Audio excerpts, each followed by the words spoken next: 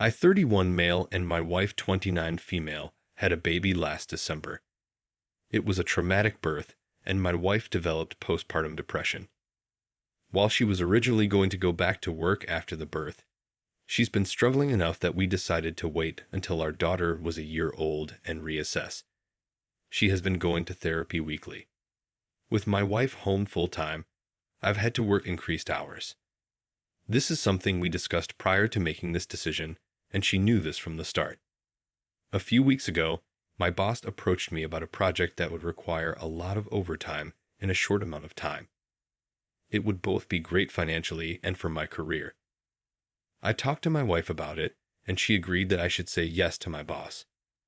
For the 4 weeks I'd be working on this, my mother-in-law and her best friend, Jessie, 29 female, name changed, would come help out with some of the duties that I typically do. Jessie is a sham with a 4-year-old and a 2-year-old. She began coming over during the day and would watch the kids with my wife. 3 weeks into the project, it became clear that we'd need a few more weeks to get it together. I went home that night and talked to my wife about it. She said she was okay with it, but got very cold in the days after. It wasn't unusual behavior over the past few months, so I didn't think much about it and tried not to take it personally. During the last week of the project, I got home one night and saw that Jessie was still at the house. I didn't think much about it, said hi to her and my wife, and then went to go check on our daughter. Before I could get to her room, I heard Jessie say something along the lines of, "He doesn't even stop to greet you. Definitely a sign." I turned around and asked what it was a sign of. Immediately, my wife started crying and Jessie started accusing me of having an affair. She told me that I must hate my wife because she has PPD and am not attracted to her because she gained weight from the pregnancy. Neither of these things are true. I'm trying my best to help my wife through her PPD while supporting our family. And I think she looks great how she is right now. She just hasn't wanted to have X, and I haven't pushed.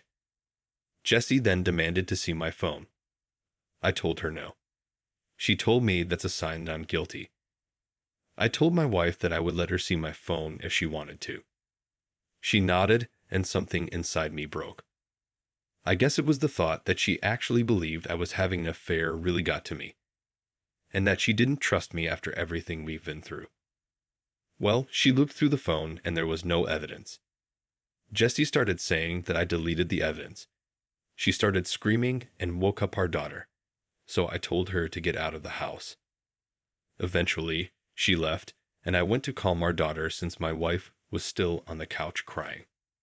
When my daughter was asleep again, I sat down by my wife and tried to talk to her about what's been happening. She told me that she's been worried ever since I started working all the overtime. I told her that we talked about how good of an opportunity it was, and she agreed to letting me take on this project. She said it was very suspicious to increase the length of the project. I told her that sometimes that happens. She wanted more evidence, so I showed her messages and emails with timestamps from work and pay stubs showing the OT. She said she believed me and was sorry for doubting me. It was just that Jessie had been telling her that these were all signs that I was cheating. I asked her why she believed Jessie more than me and why she didn't come to me with her concerns. She didn't have a real answer. It's been a couple weeks and the project is over. I actually scaled back and am trying to work a little less than I was before the project so I can spend more time with my wife and daughter. But I feel still burnt out trying to do everything and becoming resentful because in the back of my mind, I know that my wife doesn't trust me. I asked myself, what happens the next time I have a project? Or I have to run errands one day? Or if I have a business trip, am I going to come back every time to accusations that I'm cheating? I've tried bringing it up a couple times, but my wife tells me it's not the time and that she's tired or sad. I try to be mindful of her feelings, but I wonder if that means that I can never have any of my own. I'm not sure what to do here. Any advice for how I can move forward? Update 1. Thank you to everyone for all of the advice and support on my previous post.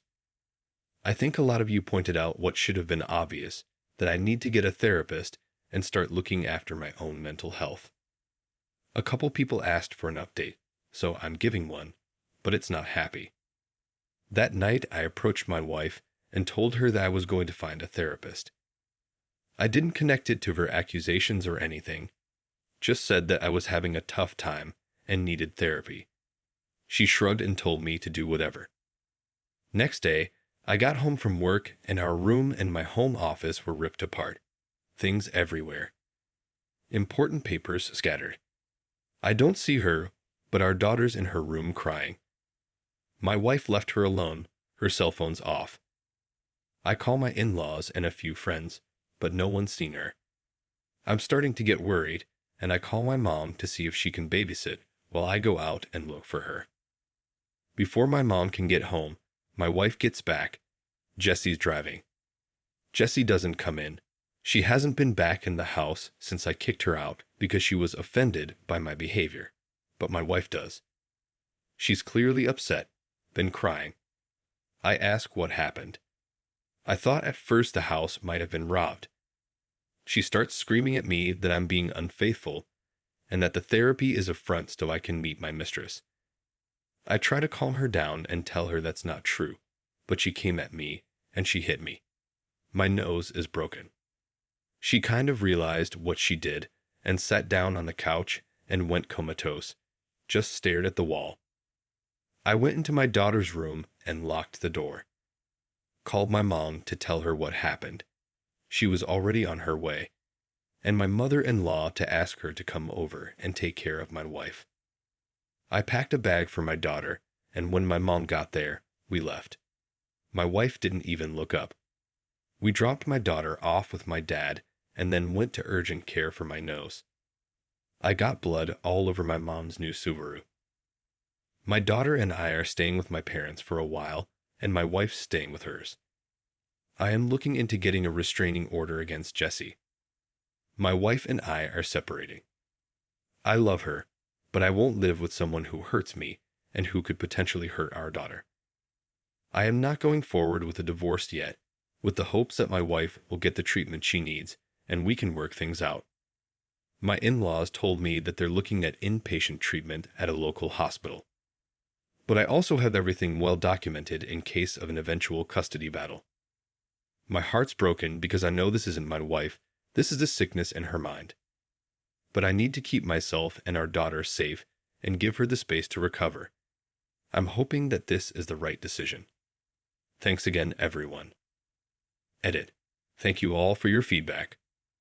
I've talked to my parents after reading your comments and came to the conclusion that for my daughter's protection, I need to file a police report. I am headed to the station now. Update 2. My wife passed on early Monday morning. Convinced by her friend Jessie that I was having an affair that I did not have, she had a mental break, which resulted in my taking our infant daughter and staying with my parents for a while. She was with her parents, who planned on taking her to the hospital for inpatient treatment on Monday. On Sunday night, she came to my parents' house and demanded I give her our daughter. Because she had left her alone for several hours the last time she was responsible for her and had gotten physical with me, I refused. I offered to let her come in and spend time with her while my parents and I were present, but she didn't want to come in and wanted to take our daughter with her. She was upset but left eventually. A few hours later, she drove her parents' car into a tree and died. The friend Jessie came to see my daughter and me yesterday. After some tears, she told me that she was planning to speak at my wife's funeral. She had already cleared it with my in-laws, but was letting me know as a courtesy. I told her she would not be speaking at the funeral. We fought, and she left after telling me that I was an asshole and not the only person who loved my wife. I talked to my in-laws who were adamant that Jessie be allowed to speak. She and my wife knew each other since they were kids, and my in-laws are close to her. We're all very fragile right now, and I fear that pushing this further would hurt my relationship with my in-laws, which I don't want. Still, the thought of seeing Jessie up there at my wife's funeral makes me feel sick. I don't think I can stand to listen to her, knowing that she took joy in my wife's deteriorating mental health and picked up my wife, leaving my daughter home alone. That being said, I don't trust myself to make the best decisions right now. My mind's clouded by grief, guilt, and fear. My parents are split on what to do, and I don't have the energy to reach out to my friends. So I'm coming here again to ask for your advice. Story 2. My husband-to-be wants everyone to know I'm not pure. It's exactly what the title says. I've been with my fiancé for 6 years and engaged for the past 8 months.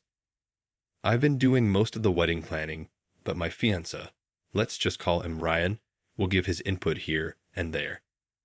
So about a month ago, Ryan out of nowhere said he was talking to some of his coworkers and thinks that I shouldn't wear a white dress. This was totally weird to me. Ryan is a very artistic guy, so I figured this was more about how the photos would turn out or something along those lines, but I'm set on wearing white. I told him this, and I could see that he was annoyed, but he let it go.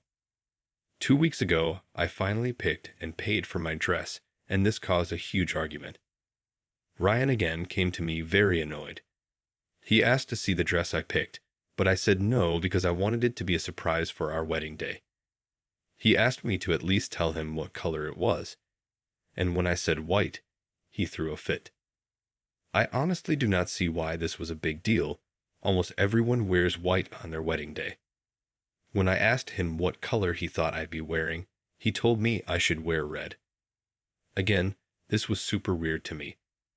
I asked him why I would wear red to our wedding, and he told me that brides only wear white when they are pure.